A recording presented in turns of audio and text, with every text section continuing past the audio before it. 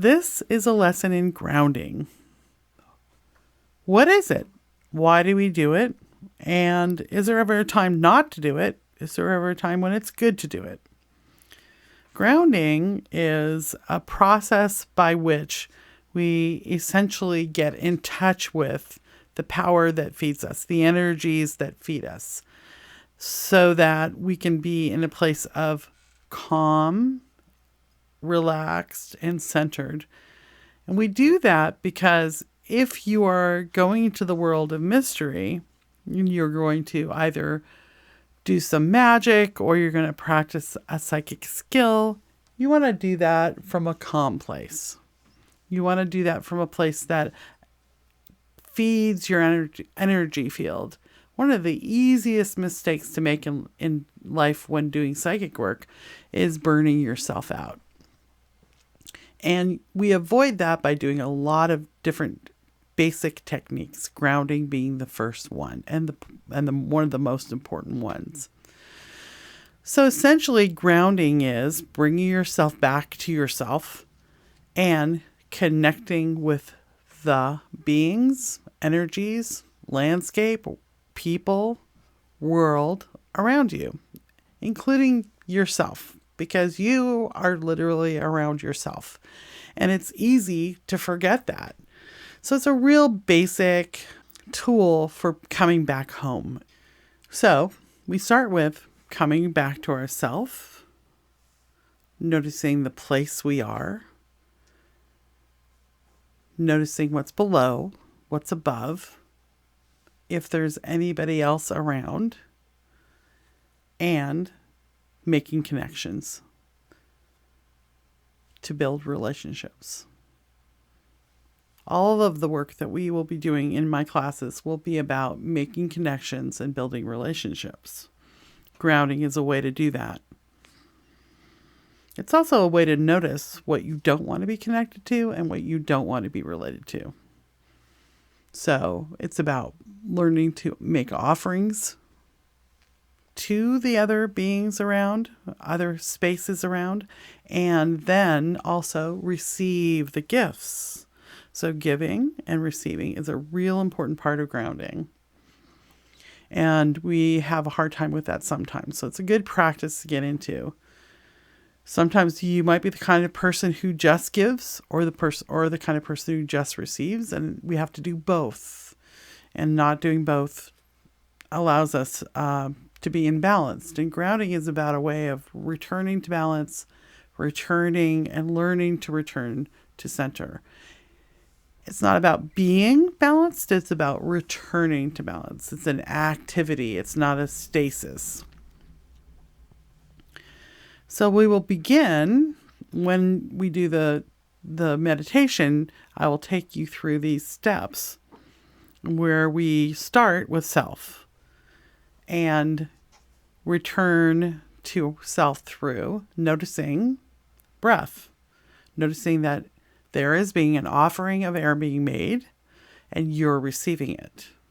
We start with breath, and then we just notice that breath is in our body.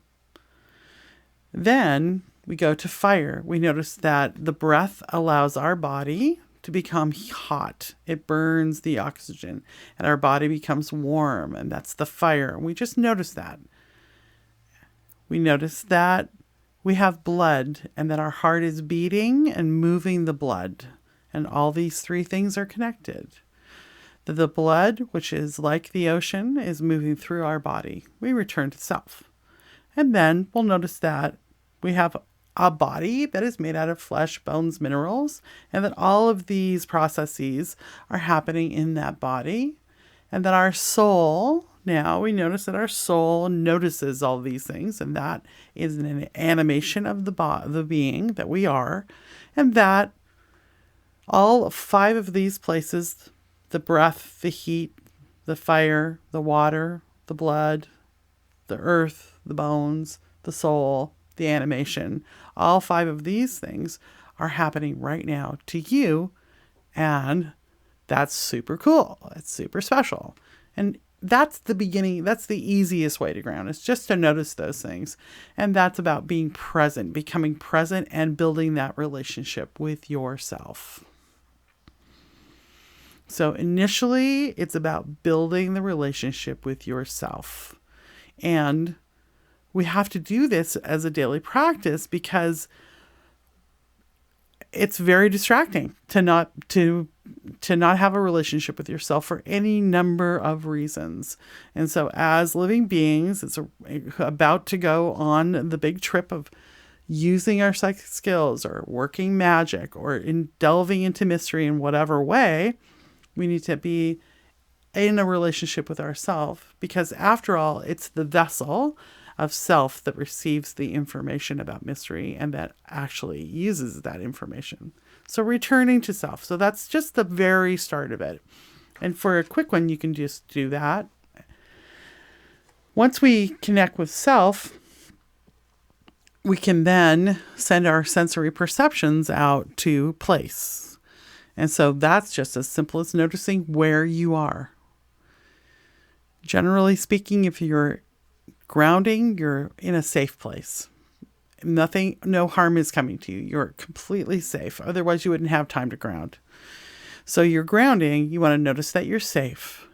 You notice where you are. Perhaps you notice the temperature, the energy, the color. And that's the start. And what does that place offer you? That place you're in, how does it offer you? What gifts does it give?